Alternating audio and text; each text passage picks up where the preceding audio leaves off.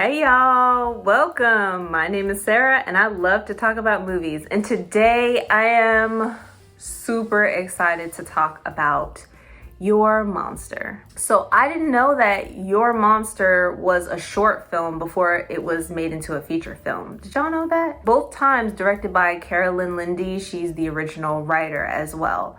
And I thought that is so dope how someone who has a vision for a story creates a short film out of it. Somebody thinks that it would be something if it had the budget and the production to be made into something more longer form and allowed to develop their ideas. I just think that's so cool. But let's get into it. Your Monster is something that I was genuinely excited to see because my favorite movies are from the early 2000s, and the first thing I thought of when I saw the trailer was the 2001 film No Such Thing with Sarah Polley. Big fan. And I've always wondered how like classic fairy tale types of monsters could be adapted for modern life and modern storytelling. A romantic comedy with this horror, a teeny bit of horror aspect to it, just seemed just so juicy and exciting. I don't know if that makes sense, but anyway, let's get into it. So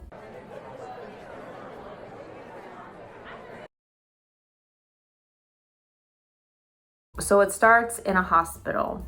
Our main character, Laura, is in a wheelchair and she's being pushed down the hallway by a nurse until her best friend, Maisie, shows up. And then you can kind of see the perspective stays here on Laura's face, and you can just see her nurse standing here, her best friend standing here, and them having a conversation. And she just seems really deep in thought. Maisie takes Laura home. Laura is staying at her mother's house while she recovers from a very serious illness. Maisie stays long enough to get her set up and then leaves her on her own. The next few days and a few weeks go by, and Laura notices weird noises, lights flickering. While it seems weird to her, she's more involved because her boyfriend of 6 years recently broke up with her and she hasn't healed from it at all or processed it at all. So one day when she's strong enough to go for a walk with Maisie, she finds out that her boyfriend, who is a composer,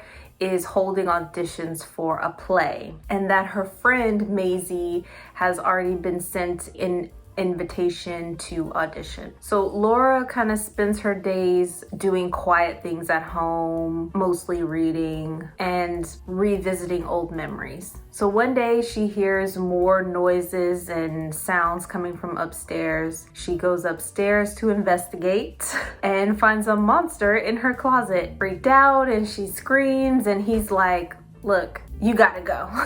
He gives her 2 weeks to find another place to live because he's quite comfortable living in the house by himself, and she's a bit of a nuisance. After a few days, they kind of settle into a I'll tolerate you, you tolerate me kind of thing until they break the ice over some Chinese food. So then later, Laura decides that she's going to attend the auditions for her boyfriend's play. It turns out she had a very big role in the writing and composition. She is an actress and a singer and a writer in her own right, and she worked with him through a lot of the creation process. She goes to the audition and it is awkward, does not do well at all. But she does know the part inside and out more than anyone else who auditioned. So although she was not cast in the main role, she was given the role of understudy and is assigned to work with the main character, which will be played by another actress, Jackie. Jackie is very well liked by everyone, it seems, and immediately has Laura on the defense. So after their first table read, she finds out about the Halloween party that the cast is throwing and goes back and forth about attending. She brings it up to the monster and asks him if he would like to go as well. He refuses. He says that he doesn't want to go to some stupid party. He'd rather stay at home, but she is determined to go and show her ex that she's not bothered. So after going back and forth about a costume, she decides to be Mrs. Frankenstein. The party starts out fine for her, and then it gets a little awkward. Her ex, Jacob, seeing him flirt with Jackie, and it's bringing up a lot of memories for her, especially when she decides to follow him and finds him making out with her in the back room. There's an incident, and Jacob is injured, and then she and the monster leave, and Laura has a kind of breakdown, and then her and the monster become closer. At another practice, Jackie finds out exactly why Laura's giving her the stank eye. One of the other actresses, Taylor, lets Jackie know that actually Laura and Jacob were together. He broke up with her, and actually this role was written for her. Jackie was not aware of that at all. And it starts to affect her performance in practice to the point where Jacob says something to her. Laura does not like it and steps to Jackie's defense and ends up in a nasty, uncomfortable confrontation where she kind of lets it all out about how lazy and entitled he is. And then she has a mini confrontation with her friend Maisie, basically telling her that you're a bad friend. Jacob takes her aside, and there's another slight confrontation. They end up being intimate, and then he fires her from the production. She goes back to the house where she tells the monster what happened. There's a confrontation between her and the monster, and he seems to just disappear. And that's when Jackie shows up at the house. She is so apologetic. She had no idea. So they take a walk and have an honest conversation. That's when she and Jackie come up with a brilliant idea for Laura to take Jackie's place in the play. So while Laura goes backstage to Jackie's dressing room, she finds Macy and Jacob all hugged up. And that's when the secret comes out that her and Jacob have been intimate for a long time, specifically while Laura was in treatment. So Laura basically ignores it all and goes out on stage as the main actress. She sings, she dances, she's absolutely flawless on stage. After the first act, Jacob goes to confront her. He rushes everybody else off the stage, and they're alone. And he's yelling at her, and she is getting more and more pissed when the monster shows up. Slashes Jacob's throat.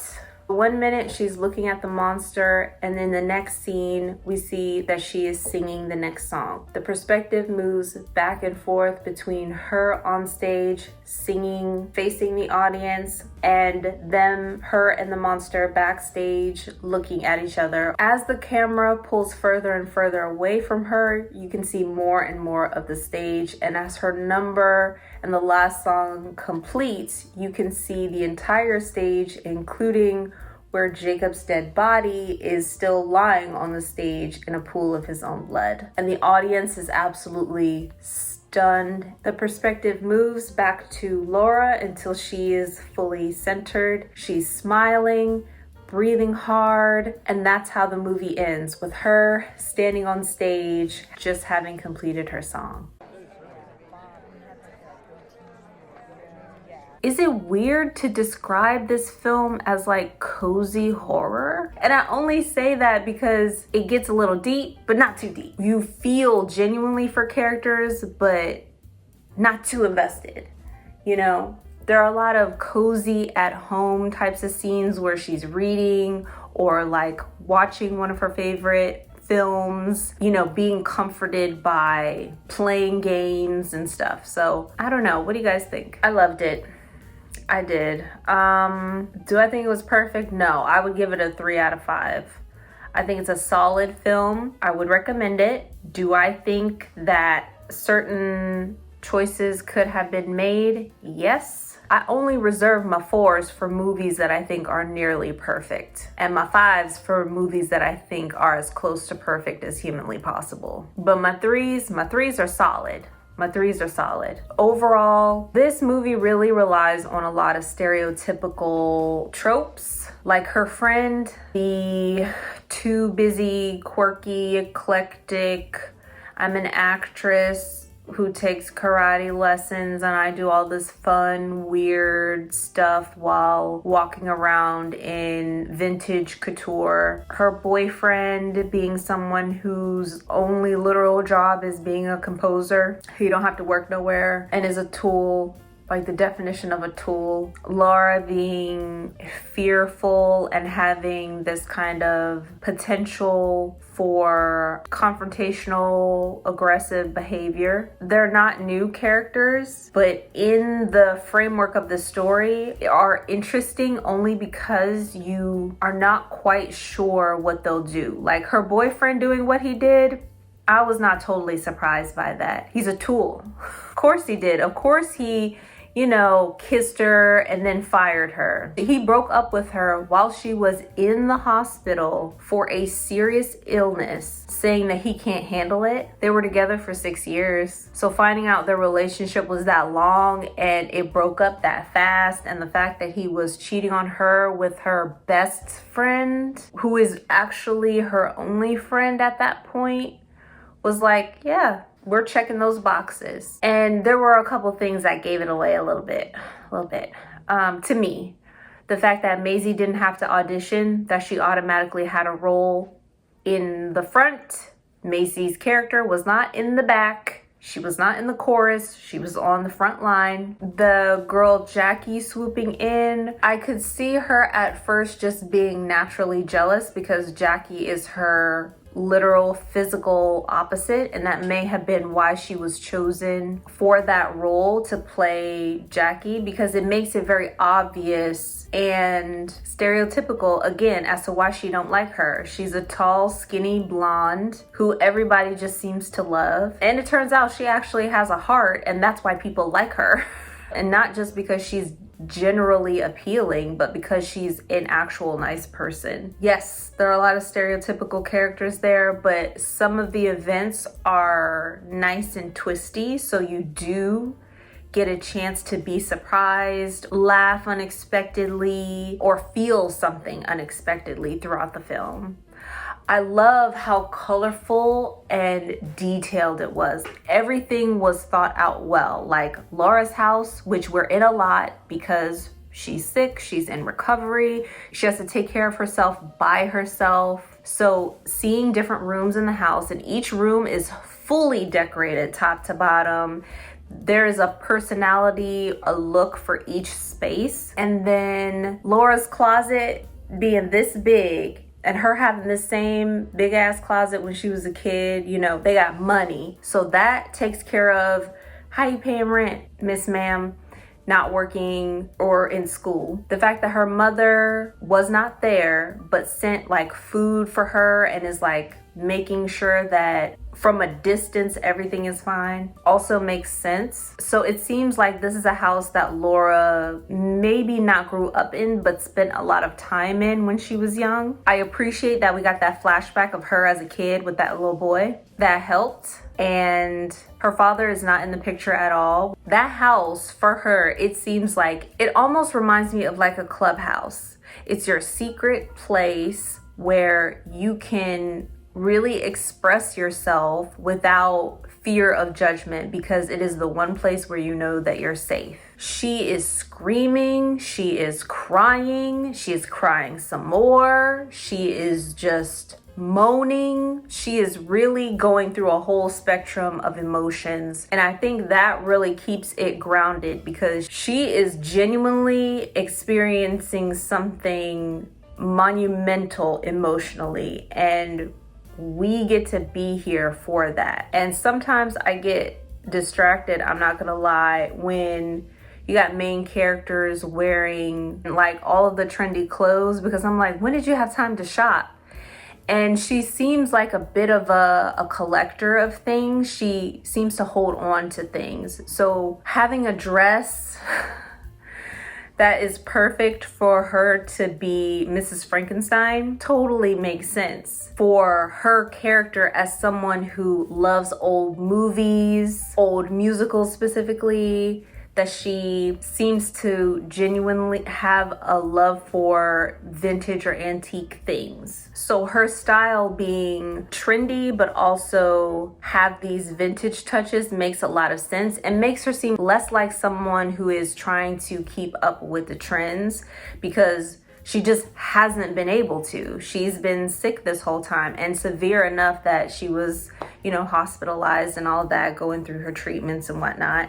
Now that she's finally strong enough to go home, she's been out of society for a minute. So her gradually coming back in and letting herself be a part of the world again, you can see that it doesn't quite fit the same as it used to for her. And I think that really helps to add to her character, to add that little bit to her character, that who she was before all this is very different than who she is now. Even if she's wearing the same things, who she is in them is not the same. And the design of the monster I really liked. I liked his whole look, the mane and dread. I like the different elements going on, that it was just enough, flexible enough that you could see the expressions, not too exaggerated so that it looked like a helmet or a mask, and that it was integrated with the natural features of his face, so it just it all worked together. So as for his character, I really liked him. He's a grouchy old man, a touch agoraphobic, and has no filter. Their pairing, I think, worked really well together. Their chemistry worked really well together. And I think style is very important here because,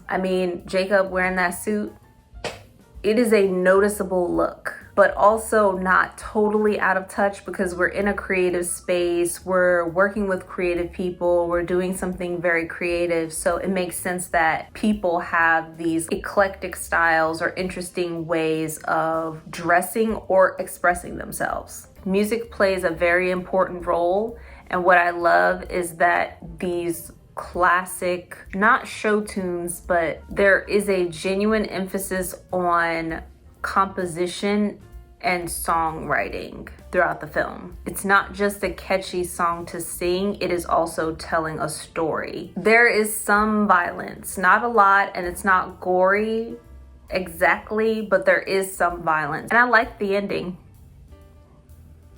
I did. I felt like everything that Laura had to say was said and did. To me, it's one of those closed circle kind of films where you're okay, I am fully satisfied with that. But you guys let me know what you think. Thank you so much for spending your time here with me. I really appreciate it, and I'll see you next time.